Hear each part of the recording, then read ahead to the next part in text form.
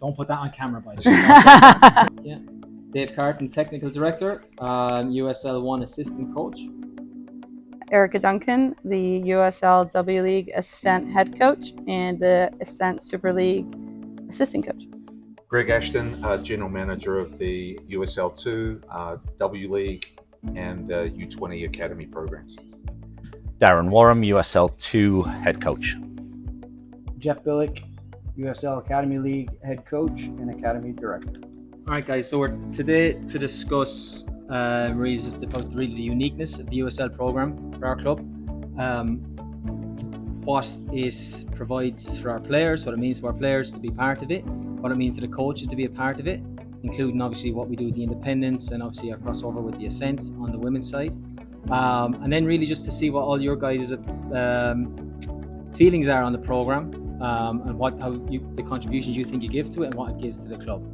I think obviously then the big news obviously this year is with the Ascent, Erika, right? Bringing as far as on the men's side, we've had the programs for a couple of years. But just regarding Carolina Ascent, if you want to talk a little bit about that, what that's going to look like this year. Yeah, so it's the first women's pro team in the Charlotte area, first women's pro soccer team and pro sports team in the Charlotte area.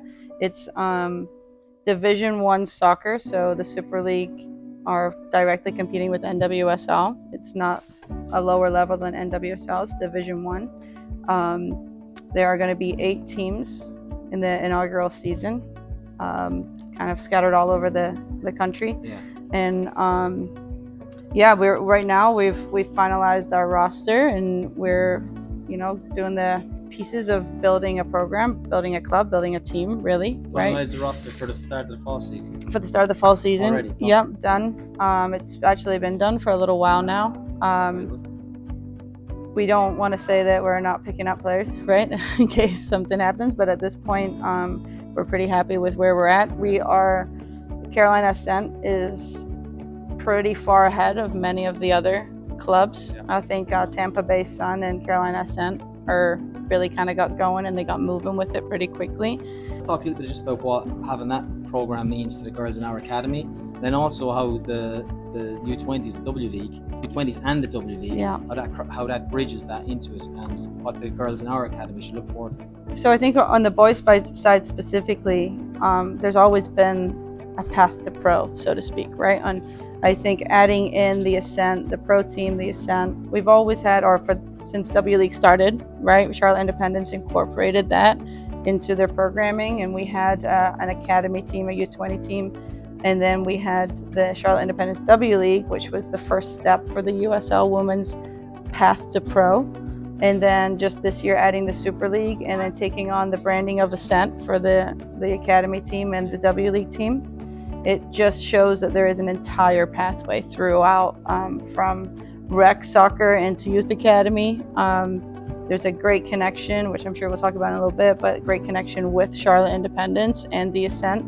And now it's a great opportunity for young players, young female players, to get out there and see that there's an entire pathway. Yeah. And that they can continue to go as far as they themselves want to go. Yeah, for this community, it's pretty groundbreaking, actually, because the girls haven't had that. Mm-hmm. Like you said, whether it be on the boys' side, there's always been programs, whether it be the Charlotte Eagles back in the day that Jeff played with, or whether it be the independents in the championship or out now League One. But the women never ever had that. Yeah. So like I said, it's pretty groundbreaking. Yeah, it's actually really cool to just be around as we're building the Super League team, the Ascent Super League team. We're building, trying to figure out our identity, trying to figure out who we are as a club, what we want to represent. And the great thing is that I've been able to take that into our W League, and we're kind of trying to pass that down into the U20 Academy team too. And now it's a work in progress for sure. It's all very new. We've got growing pains all over, right? Just as any new team and club will do. Yeah. But the W League is a little bit of a preview, So it is. Talk a little bit about maybe some of the players that are playing in that and how they might have a connection to this. Yeah, so it's the beauty of that has been that we can actually bring players in. They're not considered pros. They're amateur players still at this point. Now they have some different experiences, and they're not just out of college, or it may not just be their first pro experience. But we're looking at having 6 players on our roster right now who are bringing in that pro experience and that pro mindset, and they're kind of using W League to prepare and propel into their Super League season. So it's a great pathway. It's great for the younger players who we're bringing in, the college players, to get an idea of, what opportunities are out there and how it can connect together.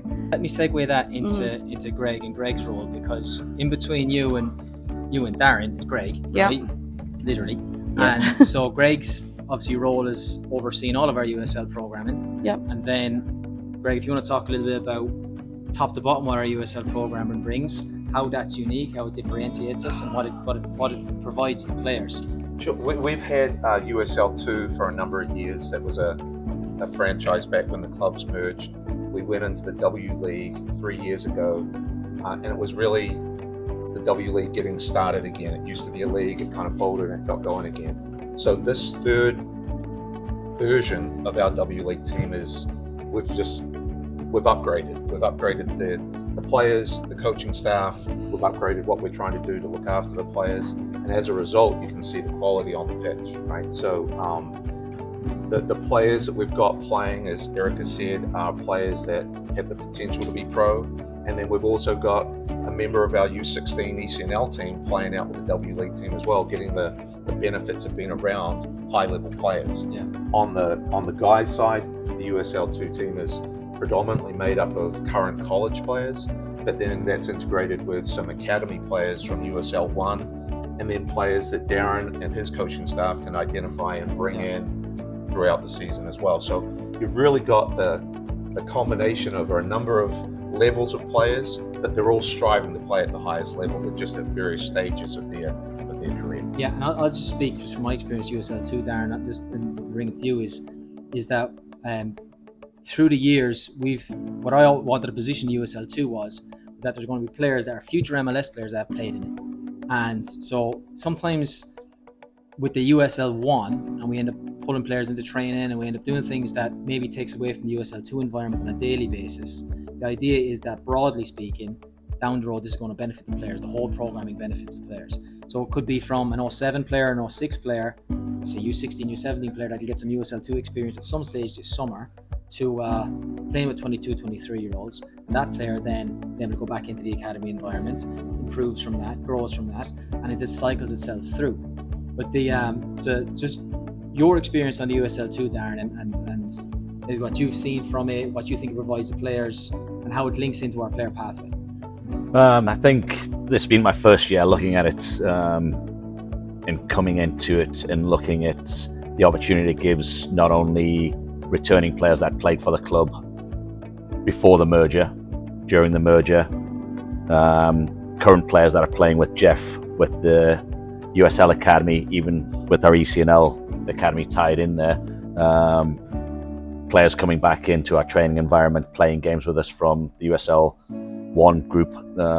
It's been a good start to my experience with it. It's been a learning process for me because we are a very young team.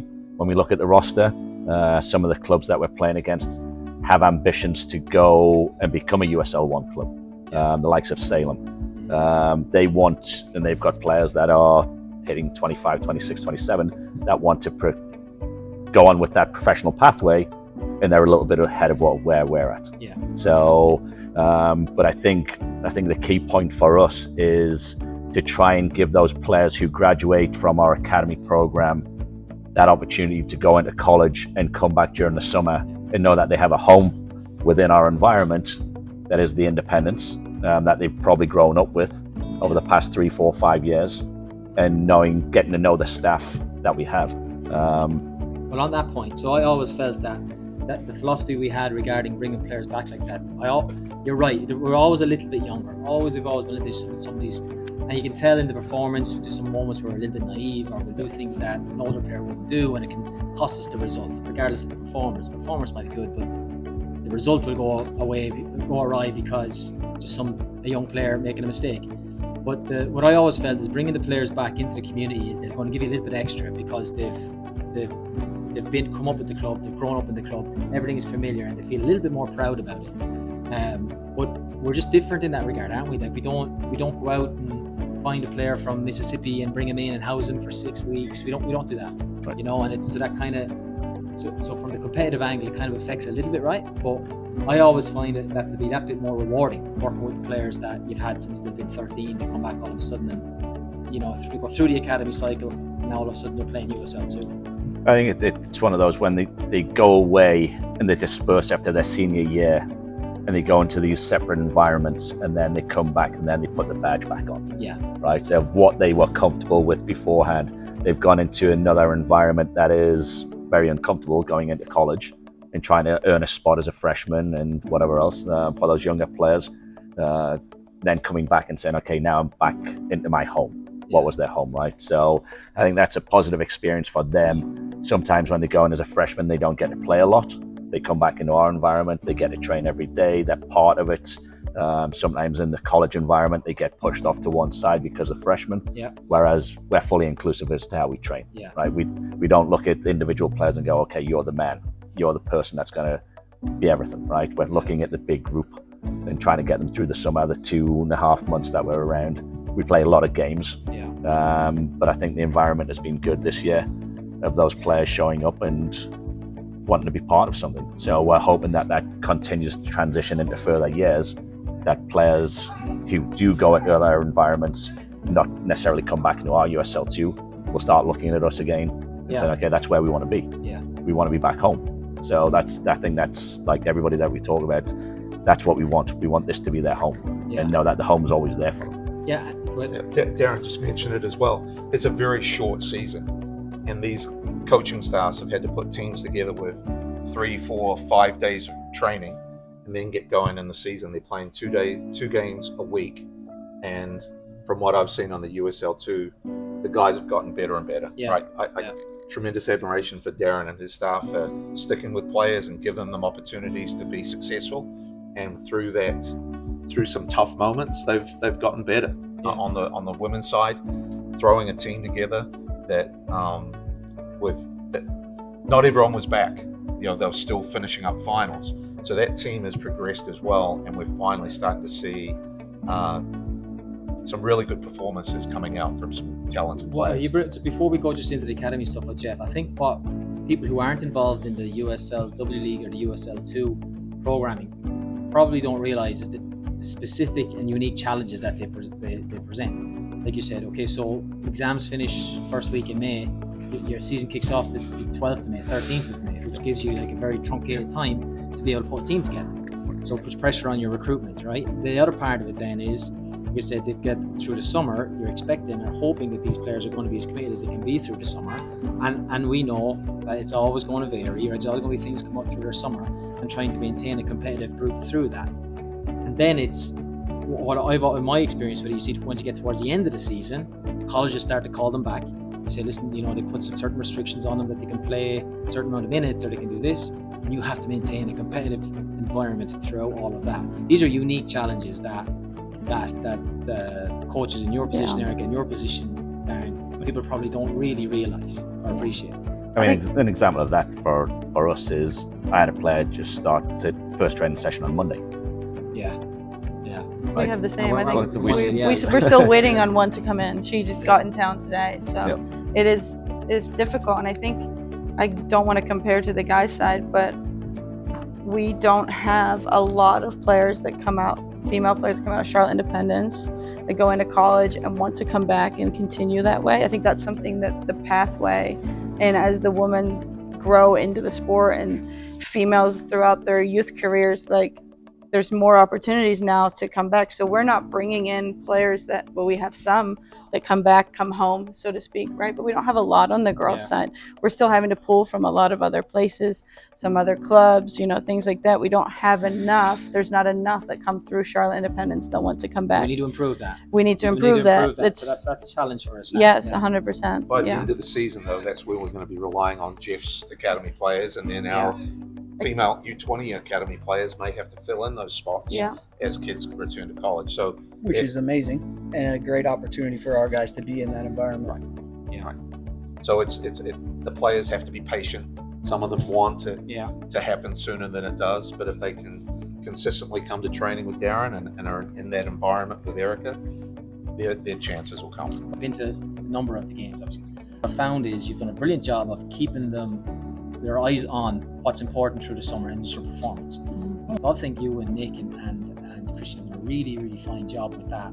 And then on the women's side, what I've really, really enjoyed watching is Isa, right, making her mistakes, an older centre half in beside her, giving her and saying, "Come on now," you know, and Isa realising, listen, you know, I'm not a U17 right now. I'm a 17-year-old in a women's team. Exactly. I need to perform, or I'm out. Yeah, that's the beauty of it, right? We have players who are 16, 17 years old playing with former pro players who are 26, 27 and older. And that's the beauty of it, is that we can bring those players together, all those different experiences, and we grow together. We all have the same goal, right? The same goal is to put a good performance on the team, on the field, and then it's to develop and better ourselves as players, right? Yeah.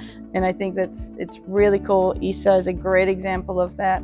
We've got some other younger players. We've got Reese and Navola, 2 keepers that are ECNL keepers that train day in and day out with us. They come into games. You know, Reese got a start the other day, played the whole game. And I mean, she was so grateful too. And to have that conversation at the end of the game and to see like the thanks that these players are giving you as a coach, is like, you've earned it, right? And this is what it's about. The way this soccer landscape has changed. Younger players, the push for younger players to play in professional environments.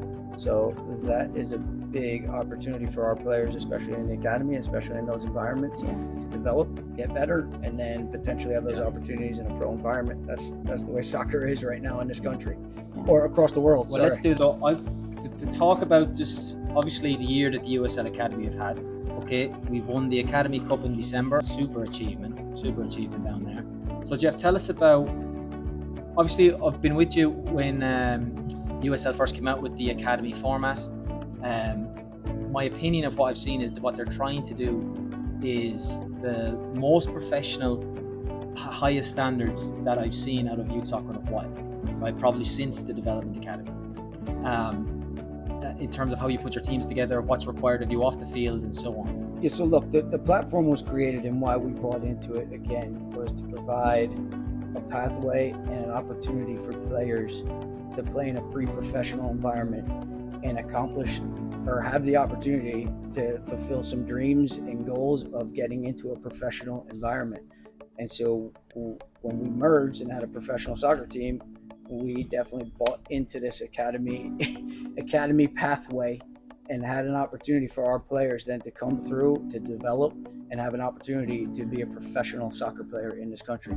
I think there's only one other avenue in the area of Charlotte that provides that pathway as a club to be a professional soccer player, which is the goal of hopefully every single one of these young players in our academy, is to potentially reach the highest level they can play at, which is being a pro. Talk about the win in December. Talk about how that felt. Compare that to the O3s winning the ECNL Nationals, and then how future players can look forward to it. So again, it was one of our goals accomplished. The most important goal for us was to have players play in our first team, right? And from an individual development standpoint, push players in, the likes of Blake Pope, the likes of Joey Skinner, Noah Bierman, Jefferson Amaya, all players that have played first team minutes as young soccer players. That was the ultimate goal when we started this, and obviously the ultimate goal for the USL is to provide that pre-professional pathway. So, but we also want to compete, and we want our teams to be successful. And so being able to get into those playoffs in December was a team goal. We want to accomplish the individual goals first and push those players into that professional environment so you get to work with them. But having that success as a team was an amazing accomplishment, and also something that we wanted to do as a club and as a group since we started this 4 years ago. So, how have the players that are overage, when they've come down, how have they felt about playing with the younger players? Yeah, they've been fantastic. They've been professional about how they carry themselves, and the first thought that comes to my mind is we had an 08 that was rostered and playing with a guy that trains every single day in a professional environment. I mean, you can't create that environment outside of that. Yeah. Right. I mean, you can't. That is a perfect example of a U16 player learning the traits and the habits from a guy that's in a professional environment every single day. That accelerates his development pathway and creates an environment that is second to none from a learning standpoint. So being able to create that and have that pathway and have this environment is pretty incredible for our players, especially our academy guys. Yeah. Having the USL platform, having that, it's very unique. Having those 5 overage players being able to play just really gives you flexibility in your roster. Yeah. And like you say, it gives those younger players an opportunity to be exposed to a high level of play straight away, right? And our on the W League team, we've already got young players getting that opportunity. Yeah. We want to see more of that with the U20s. Mm-hmm. Yeah. Really good. I think that's something that we're trying to grow, and Greg and I have talked about it for 3 years now, right? Trying to improve that, and we're still early on and trying to educate on players on getting minutes and how important it is to get minutes, and it doesn't really matter where you're getting minutes from. And that's one thing I think in terms of growing pains, that's something that we want to improve on as we go forward, and how to make sure we integrate all those pieces, and establish that pathway going up, and understanding that players can come down. We've done it a couple of times this season, but So I would say the ultimate goal would be for one of our guys to stay in that first team environment and become a professional, and then ultimately be sold. But also in this country, right, there's collegiate pathways, and I've spoken to many college coaches who said, wow, after coming in that professional environment and playing in that professional environment for 4 or 5 months, they were so much more ready and prepared to walk into preseason in their collegiate environments. So having this pathway and having these opportunities for players is amazing, and definitely pushes their development piece a little bit faster than it would otherwise, which is amazing. We kind of think, all right, well, a player's going to go in and play in a pro environment, and they're going to learn how to play. They also learn how to train. They learn how to prepare to train. Habits all the time. It's all about habits, and about, well, I've got training in the morning. I can't be up all night. It's just as important. Training is 90% of your football. And how you prepare for it, and how you get ready for that. Because if you don't prepare for that, you don't play well in that, you don't play on Saturday. And these are the things that the young players are starting to. That's one of the things on the W League side. We have, we've got players that have actually got full-time jobs, and then they're coming down to train in the evening. And so I really respect their attitude about it. They don't use that as an excuse. They're still coming out and training at a high level. I know on the USL 2 side, that was one of the things that Darren really wanted, was to train in the morning, to make it a priority, and then try and figure out the rest of your day around that. But the USL, the pre-professional leagues that they've got set up, what that means is college players are not getting their eligibility messed up. Yeah. We've got young players able to play. We've got players that maybe have been pro that have been able to get amateur reinstatement and then come back and play. So you've got this pool of players that can be it's just an ideal opportunity to learn and keep growing. And I think we've benefited from that on the women's side. Absolutely. On the USL 2 side, I think we could still you think we could grow that by having some more experienced players be available if we could find that. If we could find them, And we want to continue to grow that, right? We want to continue to be more competitive each year. Yeah. What just in terms of the USL 2 as well. I mean, like last year we didn't win a lot of games, right? But also we had things like Aidan Morrison was USL 2 Young Player of the Year, who was a first team player. The year before, I believe Jefferson Amaya was on the top 50 list. And the year before that, I think Chase Gilly was on the top 50 list. So not many clubs can boast that, right? But like I said, we're not winning championships at the USL 2 level. We're helping players along, Right. I missed Aiden. I forgot Aiden was in there last year and played some minutes with the first team as well. Yeah, well, let me just on that. This morning, Darren gets an 8:15 a.m. text saying Aiden's in the first team this morning, and it ends up ruining his training But there's session. a part of the pathway too. He Yeah. scored a big goal last weekend, and now he's back into the first team. So you can go through all of our programs and all of our pathways and get back into the first team as well. How cool is that? Yeah. I think the Carolina Ascent's pretty unique as well, for the fact that we are one of 2, I think, Greg, that has the Super League team and the W League team. So of the 8, Lexington, the other one. Lexington's the other one. Yeah. Yeah. So that we've got Philly built out the pathway. Yeah. U20s, We've got the W League and the Super League, and then in the spring we hope to have the the girls team start playing in the Academy Cup. Academy Cup. Jeff's been taking his 13s, 15s, and 19s the last 3 years to the Academy Cup, and that's something that we plan on doing on the girls' side as well. So we fully build out that academy pathway with USL. Yeah, and committing to that, like, I mean, we've been down at it, and it's the USL. They do a super job down there. That event really is top down there, and it's a big commitment. It's 4 days, 5 days, 4-day event. 4-day event. Yeah. Yep. Play 4 games in 4 days.